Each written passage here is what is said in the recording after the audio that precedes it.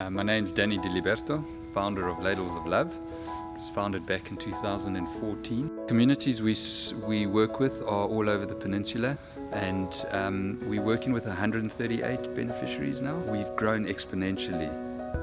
We've been able to do that because of all the kindness that we have experienced from individuals and corporates such as Interbet, who just want to be part of the change.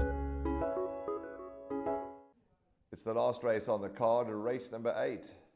As you know by now, Hollywood Bets Gravel, Polytrack, it's to start your week on a Monday. 1,400 metres, 1.4 kilometres, depending on how you like your distances disseminated to you. 7 furlongs. It's the Hollywood Bets Bright Future merit rated 73 handicap, an open handicap, open race, where the average rating here is 69. Rachel Venica, Gate 1, Michael Roberts, a gelding that's in good form, patronage. Can he continue on winning ways?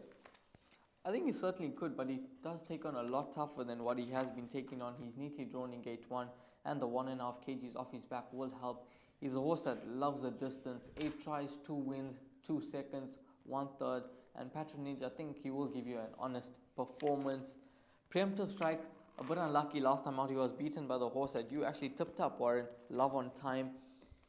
Narrowly beaten. He's back on the Polytrack. And I think Preemptive Strike is going to give you another honest run for your money. He's on a mark of 72. He was as high as an 80 at one stage. He has come down a bit. His last 4 runs have been a lot better efforts than what his previous form was. And Preemptive Strike, I think he could possibly be the roving banker in this lineup. Are you in agreement on that, Warren? Well, I just have one small concern, and I'm going to ask you if I need to be concerned. He's only had 3 starts on the poly for a second.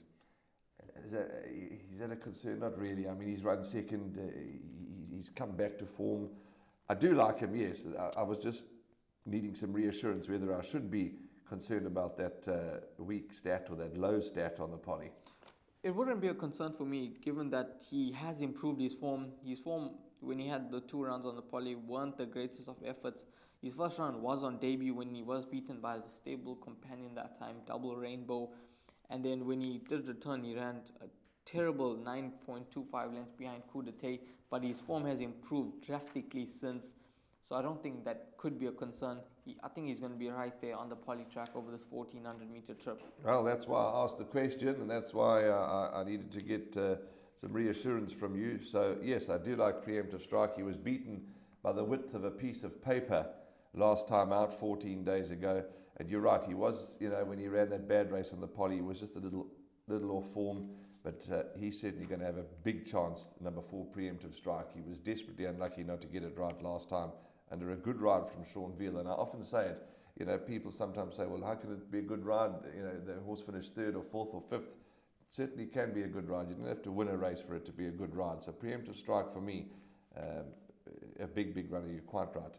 White Cedar is a horse I want to talk about, and we would have known by now, because obviously this is a recorded show, how Winter Waves would have done in the previous couple of races, and we need to watch that form line. But Winter Waves, yeah, we'll watch that form line. But White Cedar, cleverly ridden by Samanga Kumala, and the fact that he keeps the ride excites me, because he obviously feels there's more to come. Most definitely, but I just feel White Cedar's got a bit to do. He takes on a lot stronger company than what he did face in that race. Winter Waves runs in a 67 handicap, and White Cedar does take his place in a 73 handicap. Received 4 points for that clever ride from Samanga Kumalo last time out, and I think more for a trifecta quartet chance for me. Canadian Bolt, the way he ran on last time out was really encouraging. He was way off the pace set by Pacific Winds on that occasion, but he ran on smartly to grab 4th position. Over 1,400, he's yet to win over the distance, but on the Polytrack, I think Canadian Bolt is a horse that I think you must include as well.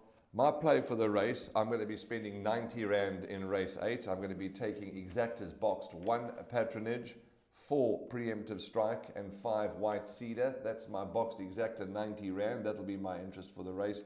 Before we wrap up and move on and hear what your shortlist is, for us. Your numbers for the last race. I'll go with the 4 Preemptive Strike. I'll throw in the 3 Canadian Bolt, the 6 Gentleman's Way. He's a horse that takes a huge drop in class, so I think he should be the value in the race at 16-1.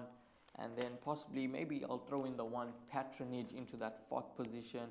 And I think you can include Purple Powerhouse and Cupid Song into those trifectas and quartets.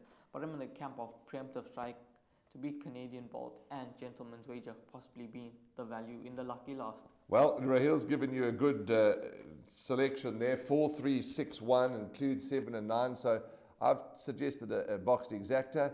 Maybe take a quartet with Rahil's numbers and play them the way you like. Choose 2 of them, roving, double floating, roving banker with those horses and a few more that you like. Use it as a guide, but as always, whatever bet you take, the both of us wish you the very best, and we hope that you're successful in your betting and you win lots of cash.